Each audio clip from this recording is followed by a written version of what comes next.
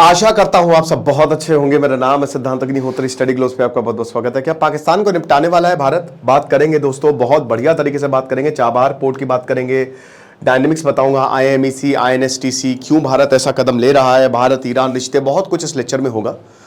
तो चलिए शुरू करते हैं। और सबसे बड़ी बात यह है कि अभी हमारी हमने एक्चुअली गांधी जयंती पे सेल लॉन्च की थी, तो अब आज उसका आखिरी दिन है, राइट। सो एक दिन हमने और एक्सटेंड कर दी, तो सारे कोर्सेज में 30% ऑफ है। गांधी की कूपन कोड यूज करिए, चाहे पर्सनालिटी डेवलपमेंट, पॉवर एडिक्शन को खत्म करने का, साइकोलॉजी ऑफ अट्रैक्शन, तो आपको बहुत ज्यादा फायदा होगा। तो बड़ी बात यह है कि भारत ने आखिरकार क्यों अपने नेवल शिप्स ईरान में भेज दिए। बहुत जरूरी है दोस्तों, ईरान हमारा बहुत अच्छा दोस्त है भाई, कल्चरली हम बहुत अच्छे दोस्त रहे हैं भाई। कितने फारसीज भारत में रहते हैं, बढ़िया बिजनेस कर रहे हैं। आप देख लीजिए कि भारत के सबसे टॉप बिजनेसमैन तो कौन है? पारसी हैं, आप समझ रहे हो। सो इसीलिए भारत और ईरान आज से नहीं, 5,500 साल पहले से भैया एक दूसरे के साथ ट्रेड कर रहे हैं। मेसोपोटामियन सिविलाइजेशन, दुनिया की oldest, second one is Indus valley, और तब से हमारा ट्रेड हो रहा है। कारपेट में कमाल, लैंग्वेज में मालामाल, और बहुत अच्छे। भारत की तरफ बहुत बढ़िया एटीट्यूड है। भारत की मूवीज वहां पे बहुत अच्छी चलती हैं। भारत को वो बहुत अच्छा देखते हैं। ईरान के जो लोग हैं वो दुनिया के सबसे फ्रेंडली, सबसे मतलब मेहमान नवाजी के लिए ईरान फेमस है। मैं क्योंकि देखता रहता हूं, कुछ लोग मेरे ईरान में रहते हैं, कुछ दोस्त मेरे ईरान में हैं, तो इसलिए मैं आपको बता रहा हूं, वहां बिजनेस करते हैं। तो ये बात मान के चलिए कि जैसे इंडिया और ईरान के रिश्ते बहुत अच्छे हैं, इसीलिए ईरान इजराइल से भी अच्छे हैं, बट ईरान में हमने सबसे पहले नेवल शिप्स भेज दिए। अब सबसे बड़ी बात यह है कि हमने ऐसा किया क्यों, why we have done this. भाई तो देखो, ईरान रिश्ते होने की अलग बात है, लेकिन हमारे पैसे लगे हैं ईरान में। इसीलिए 3 Indian naval ship, INS Shardul, INS तीर और ICGS वीरा, ये बंदर अब्बास, ये वही पोर्ट है आपको बता दूं जो INSTC, ठीक है, north south corridor, international north south corridor, जो अभी बन नहीं पा रहा है, बहुत इंपॉर्टेंट, इसकी भी अभी हम बात करेंगे। वो बहुत यही से ही वो गुजरेगा। तो यहां पे आ गए हैं। अभी परसों की बात है, नरसों की बात है, ट्यूसडे को कह रहे कि नहीं हम तो ट्रेनिंग करेंगे पर्शियन गल्फ में। ट्रेनिंग होगी यार, ट्रेनिंग का तो बहाना है गुरु। बस वहां पे देखो, नेवी जो है ना सबसे ताकतवर होती है, सबसे ताकतवर नेवल फोर्सेज होती है। अब आप बोलेंगे सर क्यों? देखो इतिहास गवाह है बेटा, जिसकी बढ़िया नेवी हुई उसने पूरी दुनिया जीती है। ब्रिटिशर की क्यों जीता? वो उनकी नेवी बहुत बढ़िया, फ्रांस झुंझुना में जाते रह गए। महाराज छत्रपति महाराज शिवाजी ने, उन्होंने सबसे पहले तो जो नेवी का विस्तार किया और SC की तैसी कर दी, क्योंकि भाई दूर दूर मिशन आप नेवी से ही करोगे। दुनिया का 90% ट्रेड नेवी से ही होता है भाई, और पैसे खत्म तो सब खत्म, पैसे से ही वॉर चलता है। तो नेवल ब्लॉकेड अगर लगा दोगे, मलक्का डायलेमा, हु जिंताओ ने कहा था कि भैया Malacca dilemma, state of Malacca में अगर भारत यहां पे ब्लॉकेड लगा दे तो चाइना गया काम से। और यही तो दिक्कत है, यही इसीलिए चाइना जो है वो अल्टरनेटिव खोज रहा है। लेकिन भारत उसमें क्या करे? भारत चाबहार बना रहा है। भारत को तो कनेक्टिविटी चाहिए ना, है ना, भारत को कनेक्टिविटी चाहिए। तो इसीलिए कनेक्टिविटी का इशू है, बिजनेस का इशू है, और हमको हमारे पैसे लगे ईरान में, तो उसको सुनिश्चित करते हुए, रिश्तों को देखते हुए हम तो ईरान की मदद करेंगे ही करेंगे। लेकिन ऐसा नहीं कि फुल फ्लेजेड मदद हम कर रहे हैं। ईरान इजराइल अभी डायरेक्ट वॉर में तो है नहीं, लेकिन ये बिल्कुल बात चल रही है कि शायद ईरान के ऑयल फील्ड्स, ऑयल रिजर्व्स, हालांकि मुझे नहीं, इतना बेवकूफ़ी तो कोई नहीं करेगा कि खजाने को, है ना। ये तो वही बात हो गई जब नालंदा में बख्तियार खिलजी ने जब पूरे लाइब्रेरी में आग लगा दी, तो क्यों वो इतना ज्ञान जल गया? तो ऐसे तो नहीं होगा कि खजाने को जला देंगे, बट कुछ भी हो सकता है, इजराइल कुछ भी प्लान कर सकता है। तो शिप्स जो है वो ईरान की नेवी ने रिसीव किए, ठीक है, और यही बोला कि देखिए हम, भारत और ईरान के बीच में ये एक बड़ा कोलैबोरेशन है। अब पूरी दुनिया ने देखा ये कि इंडिया का जो नेवल शिप है, इंडिया के नेवल शिप जो है वो आ गए। प्राइमरी ऑब्जेक्टिव यही है कि मैरीटाइम कोऑपरेशन। मैंने क्या बोला, जब भी वॉर होता है, कराची 1971 में, बस ये अफवाह उड़ा रही थी कि भारत के जो वॉरशिप है, या हालांकि हर कोई यही बोलता है कि कोई जासूसी, तो ये नहीं कहता कि जासूसी करने जा रहे हैं, कोई क्या रिसर्च करने जा रहे हैं, कोई क्या कुछ करने जा रहे हैं। लेकिन अगर शिप आ गया तो ऐसे सबकी दुगदुगी होने लगती है। कराची पाकिस्तान की लाइफलाइन है, और वो पोर्ट पे हमने पहले जब भी युद्ध होता है तो डर जाता है पाकिस्तान की, भैया करे तो करे, क्या बोले तो बोले। क्या ऐसा होता है कि नेवी से आप दुनिया को डरा के रखते हो कि हम अपना शिप भेज देंगे, ब्लॉकेट लगा देंगे तो कुछ नहीं कर पाओगे। ये खाली बोलना ही, ये खबर पहुंचाना ही सब में, क्योंकि पैसा सब वहीं से आ रहा है, राइट। तो ये चीज है। अब सबसे बड़ी बात यह है कि देखिए, अमेरिका, पाकिस्तान, हमेशा याद रखिएगा कि वो एक ऐसा देश है ना, वो उसको पाल के रखा है अमेरिका ने, मान के चलिए। वहां के लोग जो हैं वो कुछ कर नहीं रहे, ठीक है, कोई विद्रोह कुछ नहीं वहां पे, साइंस, क्योंकि मिलिट्री चल रही है, मिलिट्री बिकी हुई है उनकी। चाइना पैसे खिलाता है, अमेरिका पैसे खिलाता है। तो याद रखिएगा, ईरान से पाकिस्तान के ठीक ठाक रिश्ते, बहुत अच्छे रिश्ते नहीं है, बहुत अच्छे के अच्छे रिश्ते ही नहीं है। तभी तो ग्वादर के काउंटर में भारत चाबहार बना रहा है, यही मेन रीजन है। ये कब शुरू आपको पता है? आज से 20 साल पहले ब्रिजेश मिश्रा, एनएसए, हमारे ईरान के हसन रूहानी जो बाद में प्रेसिडेंट बने, उसके बाद इब्राहिम रईसी आए और अभी मसूद पाशकिया है। तो ब्रिजेश मिश्रा बहुत ही कमाल, अटल बिहारी वाजपेयी के समय उनके ऊपर काफी किताबें लिखी गई है, नेशनल सिक्योरिटी एडवाइजर। उन्होंने चाबहार डील साइन की थी ईरान से कि बहुत जरूरी है कि हम आपस में डील करें। लेकिन फिर जैसे ही ये डील साइन की 2003 में, अमेरिका जो है घुस गया कहां पे? ईरान में, इराक में। जॉर्ज डब्ल्यू बुश ने बोला कि भैया रोक दो चुपचाप, क्योंकि वही Iraq, Iran axis of evil है, नॉर्थ कोरिया, इन सबको मिटाना होगा।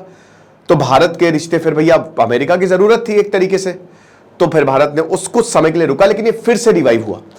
अमेरिका काटसा लाया, काटसा में वही था ना कि जो अमेरिका के दुश्मन है, अगर मान लीजिए कि ईरान हमारा दुश्मन है और भारत ईरान से अगर संबंध बनाता है तो हम इंडिया पे प्रतिबंध लगा देंगे, इंडिया पे सैंक्शंस लगा देंगे। तो ये तो बड़ा डेंजरस हो गया। तो भारत ने कहा नहीं, ये क्या बदतमीजी है भैया, हमारा ईरान बहुत अच्छा दोस्त है, हम नहीं कर सकते, आप इसमें हमको वेवर दीजिए। तो अमेरिका ने इसमें वेवर दे दिया, यानी कि भारत ईरान से बिजनेस कर सकता है, वेवर है, काटसा में हम आपको नहीं डालेंगे, ठीक है। तो तब से हम चाबहार बना रहे हैं।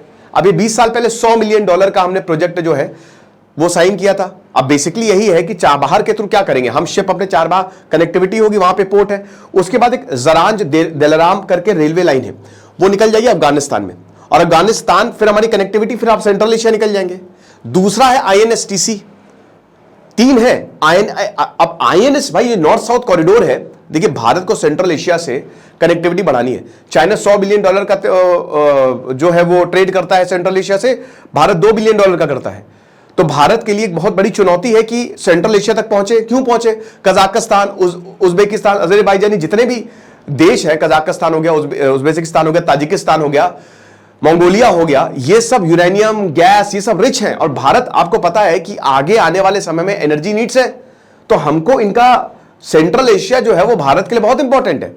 तो INSTC जो है वो ईरान से होकर गुजरेगा, IMEC जो है वो भी ईरान से होकर गुजरेगा। लेकिन INSTC वही दिक्कत, दोनों ही दिक्कत में पड़ गए हैं। हालांकि चाबहार इसलिए हमने बनाया है, चाबहार ग्वादर के काउंटर में बनाया है। तो चाबहार जो है, अभी जब हमने अफगानिस्तान को मदद पहुंचाई तो चाबहार के थ्रू ही पहुंचाई, आप समझ रहे हो। तो इसीलिए हमको ईरान को बचाना बहुत ज्यादा जरूरी है, क्योंकि हमारे इंटरेस्ट है वहां पे। पाकिस्तान का एंगल क्या है? देखिए, पाकिस्तान के समय हाथ पांव फूल गए हैं। नेवल शिप्स अगर ईरान के आबार में आए हैं तो पाकिस्तान बिल्कुल भी नहीं जाएगा। बगल में ग्वादर है और उसके बगल में बलूचिस्तान है, और मैंने क्या बताया, ट्रेड हैम्पर कर सकता है भारत बहुत आराम से। ईरान के पास तो वैसे ही पावर है, स्ट्रेट ऑफ हॉर्मुज तो वैसे ही खतरे में रहता है, ठीक है ना। उधर सोमालिया भी है, हॉर्न ऑफ अफ्रीका, तो वो एरिया तो ऑलरेडी काफी अनस्टेबल है, वहां से ट्रेड हो रहा है। भगवान क्या कहना, मेहरबान है, मान के चलिए। तो एक अल्टरनेटिव आपको आज नहीं तो कल निकालना ही पड़ेगा। अच्छा, पाकिस्तान की हालत बहुत खराब है। अच्छा, बहुत लोग बोल रहे हैं पाकिस्तान को निपटा ना दे, नहीं ऐसा नहीं होगा, पाकिस्तान को निपटाएगी नहीं। लेकिन हाँ, एक चीज तो जरूर है कि डर तो है पाकिस्तान में, क्योंकि इतनी पास में नेवी अगर आ गई तो फिर डेंजरस है, ठीक है, क्योंकि ग्वादर भी उनका बगल में। अच्छा, चाइना ने ग्वादर बनाया था, चाइना को लगा बहुत बहुत बड़े बड़े सपने दिखाए थे पाकिस्तान को, बट कुछ नहीं हुआ, बिल्कुल फेल्ड प्रोजेक्ट है ग्वादर। बलूचिस्तान आते हैं, बम मार के चले जाते हैं, कुछ नहीं करते, चाइना वाले काम करने को तैयार नहीं है। तो चाइना कह रहा है कि चलो ठीक है, इसको हम एज नेवल बेस, अब नेवल बेस, तुम नेवल बेस के लिए उसको यूज करोगे तो भारत की सिक्योरिटी के लिए खतरा है। तो आप समझ रहे हो जियो पॉलिटिक्स। इसीलिए भारत को चाबहार ईरान चाहिए, और इसीलिए भारत ने जब लगा कि यार ईरान पे खतरा है तो सबसे पहले अपनी नेवी भेजो वहां पे। ये दुनिया को भी है कि हम कहीं ना कहीं ईरान के साथ भी हैं, सब ठीक है, इजराइल हमारा स्ट्रेटेजिक पार्टनर है, ईरान भी हमारा स्ट्रेटेजिक पार्टनर है, दोनों हैं। तो हम अपने स्टेक्स जो है वो ऐसे नहीं छोड़ सकते। दैट्स इट, यही हो रहा है। और फिर ईरान पाकिस्तान कभी साथ नहीं देगा ईरान का। याद है ना, पिछले अभी इसी साल जो है ईरान पाकिस्तान में दोनों के बीच में बमबारियां हो गई थी, इधर सिस्तान बलूचिस्तान, इधर ईरान ने बोला कि बलूचिस्तान में मतलब तुम्हारे इधर के आतंकी ग्रुप हमारे यहाँ पे मुसीबत करते हैं आके, ठीक है। तो ईरान ने बम मार दिए, ठीक है। उधर फिर पाकिस्तान ने रिटेलिएट किया, फिर दोनों देश मिले बाद में और बोला कि नहीं कोई बात नहीं, अब ये एक बड़ा बलूचिस्तान बनाने की जरूरत है, ठीक है। तो वो भी एक इशू चल रहा है।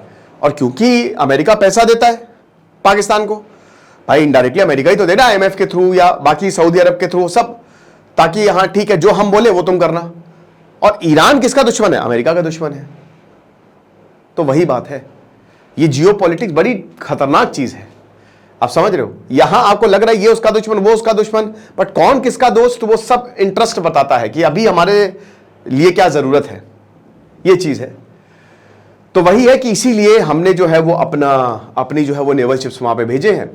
और अब टेंशन जो है आपको पता ही है कि बेंजामिन नेतन्याहू ने तो बोल ही लिया है कि नहीं, अब जो भी मिसाइल स्ट्राइक्स है Iran will pay for it. और देखिए इजराइल सुन नहीं रहा है, अमेरिका कोई युद्ध नहीं रोक सकता, इजराइल यूनाइटेड नेशन की नहीं सुन रहा है, तुम्हारी क्या, भारत की क्या सुन लेगा, हमारी क्या सुन लेगा इजराइल, अमेरिका की नहीं सुन रहा है। अमेरिका की क्यों नहीं सुन रहा है भाई, दो कारण है, एक तो अमेरिका चाहते ही नहीं वो इजराइल सुने। अमेरिका वो है कि यार मारना नहीं इजराइल, लेकिन अंदर ही अंदर मार दो मजा आ जाएगी, मार दो फिर फोड़ डालो, ठीक है। तो अच्छा इजराइल एक, आप देखिए इजराइल के अमेरिका में इजराइल के यहूदी बहुत सारे हैं, याद रखिएगा। यहूदी जो है ना पूरी दुनिया के पैसे को कंट्रोल करते थे, बैंकिंग सिस्टम यहूदी कंट्रोल करते थे और आज भी कंट्रोल करते हैं पूरे। और दुनिया में जो भी पैसे को कंट्रोल करता है ना वही राजा है।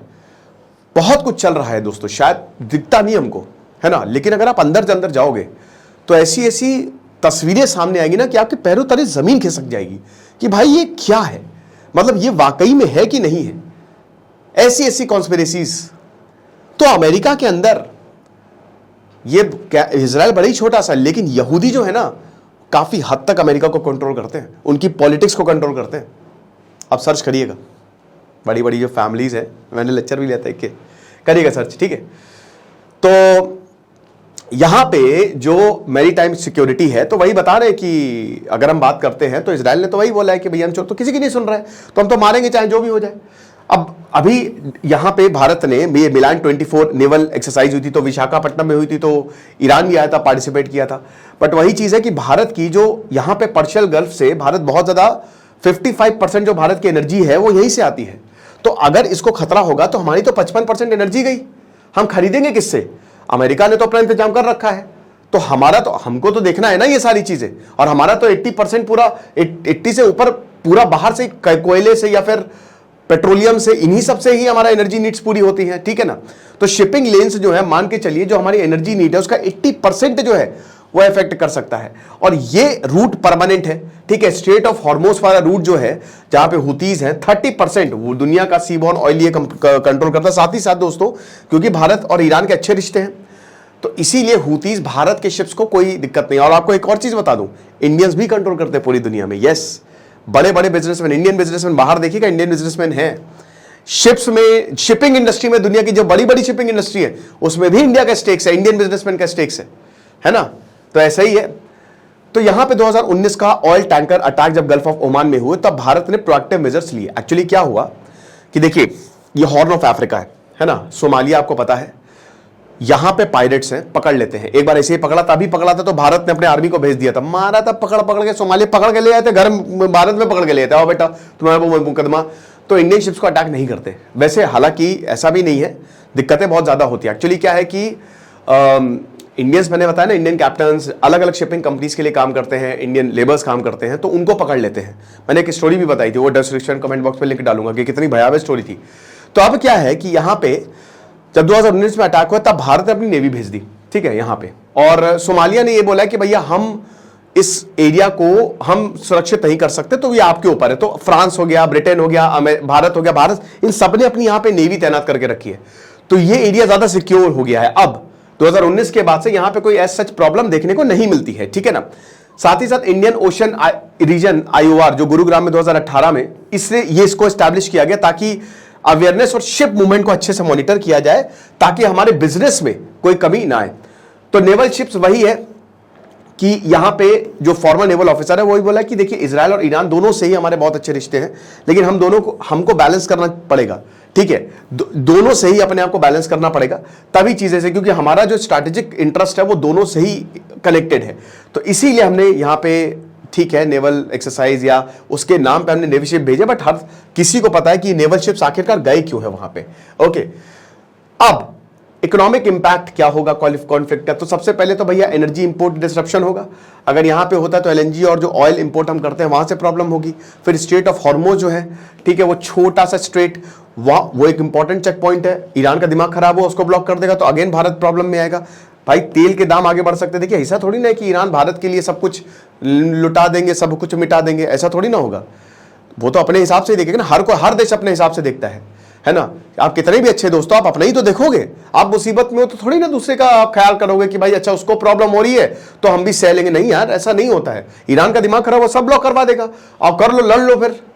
और वैसे भी अभी कोई अल्टरनेटिव रूट लिखना नहीं है। INSTC, IMEC, इनफैक्ट चाबहार भी, ये सब अभी इन प्रोसेस ही है, अभी सब डेवलपमेंट फेज में ही है। IMEC तो ठंडे बस्ते में चला गया, तो शुरू होते ने पहले खत्म हो गया। अब जब तक इजराइल हमास नहीं युद्ध वो होगा, बंद होगा, तब तक उसका काम ही नहीं स्टार्ट होगा। INSTC में भी पूरी तरीके से डेवलप नहीं होगा। 72,000 किलोमीटर का कॉरिडोर, सॉरी 72,200 किलोमीटर का कॉरिडोर। तो अभी आप ये समझिए कि एक ही रूट है, अभी यही गल्फ वाला ही रूट है, गल्फ ऑफ एडन और इधर स्ट्रेट ऑफ हॉर्मोज, भाई बाल अल मंडेब और स्ट्रेट ऑफ हॉर्मोज, और वहां दोनों पे ही ईरान बैठा हुआ है, राइट। इधर यमन में हुतीज को बैठा रखा है, उधर ईरान बैठा है। तो अगर इसको ब्लॉक कर दिया तो प्रॉब्लम। अब आप पूरा ये तो हॉर्न ऑफ अफ्रीका से लंबा रूट लेके जाओ, वो बहुत पैसा बढ़ा देगा, वो तो कोई मतलब ही नहीं है। तो अल्टीमेटली सब कुछ यही है, और इसका इकोनॉमिक इंपैक्ट वही, अगर ऐसा होगा तो तेल के प्राइसेस बढ़ेंगे। $10 अगर मान लीजिए ऑयल प्राइसेस में बढ़ता है तो सोचिए कि कंज्यूमर प्राइस इंडेक्स 0.5% से बढ़ जाएगा। उसके बाद यही चीज है। और अभी जैसे क्रूड यहां आप देखते हैं कि काफी गिरे हैं। अब आप बोलेंगे सर भारत में तो कम नहीं हो, भाई कम नहीं होंगे, कम हम कुछ नहीं होने वाला। कितने भी तेल के दाम गिर जाए ना, भारत में उतने ही रहेंगे। एक बार दाम बढ़ गए, सरकार को फायदा हो रहा है ना।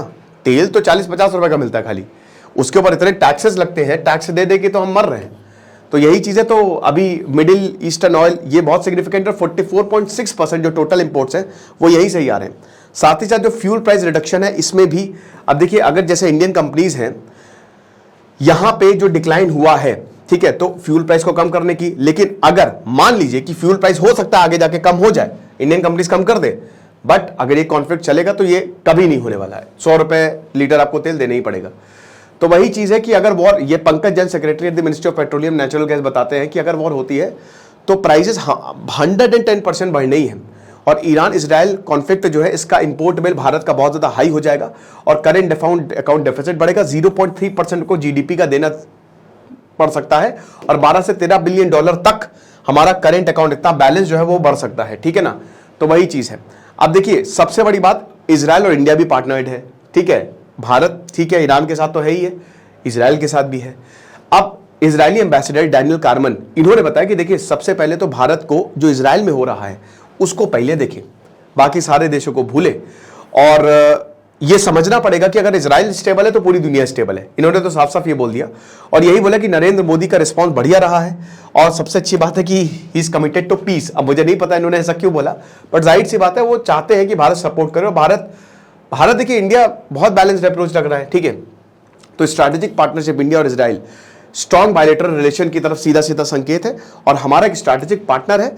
और भारत और इजराइल एक दूसरे को बहुत अच्छे से कॉम्प्लीमेंट करते हैं, तो अच्छे रिलेशन है हमारे। लेकिन सबसे बड़ी बात, मैरीटाइम जहां पर डिस्ट्रप्शंस की बात की गई ईरान, तो बोला कि देखिए ये तो इंडिया का कंसर्न है, साफ साफ इन्होंने बोल दिया। अब इंडिया को इसको मॉनिटर करना चाहिए। अब ये दोगलापन हो गया भाई। जहां तक इजराइल इंडिया की बात है, तो मैंने वही बताया ना कि आप ये मान के चलिए कि किसी को पड़ी नहीं है, सबको अपनी पड़ी है, बस आपके इंटरेस्ट आपको खुद ही देखने पड़ेंगे, है ना। तो यही है, बाकी दिखते हैं जो भी होता है। अब सबसे बड़ी बात, पाकिस्तान का वही क्या रोल है। कुछ लोग कह रहे हैं कि पाकिस्तान को ना निपटा दे, है ना। भारत ने इधर नेवल शिप, देखिए पाकिस्तान में दुगदुगी तो आई गई है क्योंकि बलूचिस्तान ऑलरेडी अनस्टेबल है, ग्वादर जो है, और चाइना भी यहां पे डरा हुआ है। लेकिन ऐसा होने वाला नहीं है, क्योंकि क्या होता है ना कि ये ईरान के कंटेक्स्ट में है। अब जाहिर सी बात है, भारत के वहां पे नेवल शिप्स हैं, नेवल शिप्स रहते ही हर जगह पे नेवी की प्रेजेंस रहते ही है, तो चीज़ों को मॉनिटर कर ही रहे हैं। बट जो है सो है। बट अगर हम मैरी टाइम को स्ट्रेंथनिंग करते हैं और जॉइंट नेवल एक्सरसाइजेज जो है उसमें एंगेज करते हैं, तो इसमें जो फॉरेन रिलेशंस में कॉम्प्लेक्सिटीज़ है, भारत उसको नेविगेट कर रहा है, ठीक है ना। क्योंकि देखिए भाई, जाहिर सी बात है कि आपको साइड्स तो चूज करनी पड़ेंगी। एक ना एक टाइम तो ऐसा आएगा ही आएगा कि आप किसकी तरफ हैं, ये तो आपको समझना ही पड़ेगा। क्योंकि अल्टीमेटली अकेले दम पे आप ठीक है, बट चूज करनी पड़ेगी साइड भारत को, इंडिया को, है ना। अच्छी बात है कि अभी हम दोनों को बैलेंस करके चल रहे हैं, बट अगर ये वॉर खिंचता है लंबा तो फिर दिक्कतें होंगी। बाकी जो भी होगा हम आपको बताएंगे। कमेंट बॉक्स में यार बताओ आपको क्या लगता है, कमेंट करो मुझे। जिसका बढ़िया कमेंट, देखो जो नेगेटिव बोलते हैं वो तो बोलते ही हैं, है ना, वो तो मुझे उससे कोई लेना देना नहीं है। लेकिन जो बढ़िया लोग हैं, जो बढ़िया कमेंट्स या कुछ मुझे भी आप इनसाइट्स दीजिए, तो मैं ज़रूर रिप्लाई करूँगा उसका। Thank you so much.